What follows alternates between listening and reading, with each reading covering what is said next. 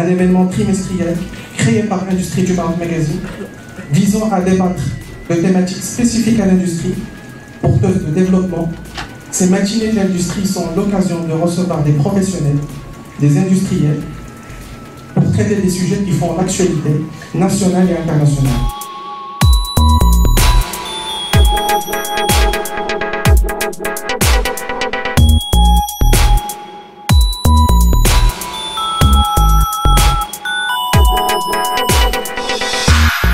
Au Maroc, on a l'inverse, on a une population jeune.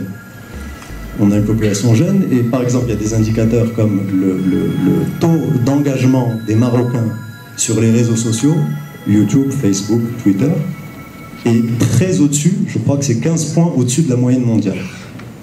Il faut bien comprendre ce que ça veut dire. Ça ne veut pas simplement dire que les Marocains perdent plus de temps sur les réseaux sociaux et qu'ils sont jeunes, ils ne savent pas ce qu'ils font. Pas du tout. Ça veut dire qu'ils sont beaucoup plus, ils sont digital native, c'est-à-dire qu'ils sont sur le digital, sur les outils digitaux toute la journée, au moins 2 heures par jour, et qui connaissent très bien ces outils. Donc quand ce même Marocain qui a un smartphone, qui vit au fin fond de la région de la Tafilette, je vous rappelle que je crois que le taux c'est 45% des Marocains dans le monde rural qui ont un smartphone. C'est énorme. Donc ce Marocain qui a un smartphone, qui a de la Tafilette, qui, nous, à Casa, on imagine, on se dit, bah, ce gars-là, il est complètement en dehors du système, il n'a rien à voir. Bah, ce gars-là, tout ce qu'il fait sur WhatsApp toute la journée, il est sur WhatsApp toute la journée. Quand il va arriver à l'usine et que vous allez lui dire, voilà, on a mis en place des outils digitaux et voilà la réalité augmentée, voilà, tu mets ces lunettes, tu suis ce truc-là, tu vas avoir des instructions et tout ça, il va être dans son élément.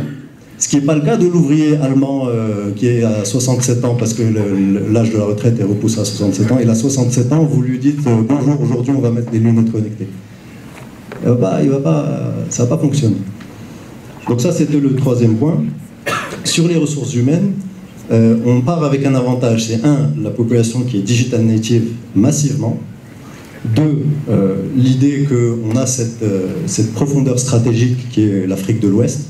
Et là, c'est le même principe quand vous dites oui, Casablanca doit devenir une capitale du shopping pour les Africains de l'Ouest, parce qu'ils n'ont pas de visa pour aller à Paris, donc ils vont venir à Casa sans visa, ils vont faire le shopping à Casa. C'est la même idée.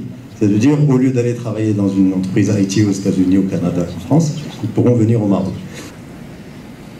Aujourd'hui, par exemple, dans l'automobile, vous avez des écosystèmes qui sont construits sur le modèle d'une tête d'écosystème qui a des fournisseurs de rang 1, rang 2, rang 3, et puis on aide tout le monde et on fait travailler tout le monde en un.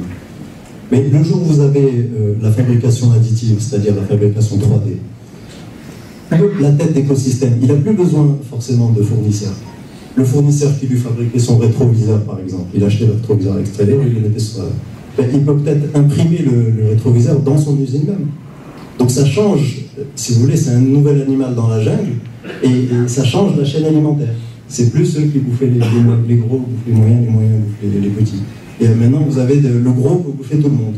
Donc il est tout seul, c'est juste un lion dans la jungle, il est tout seul. Il a sa machine à fabriquer, il est tout seul. Donc ça, il faut que...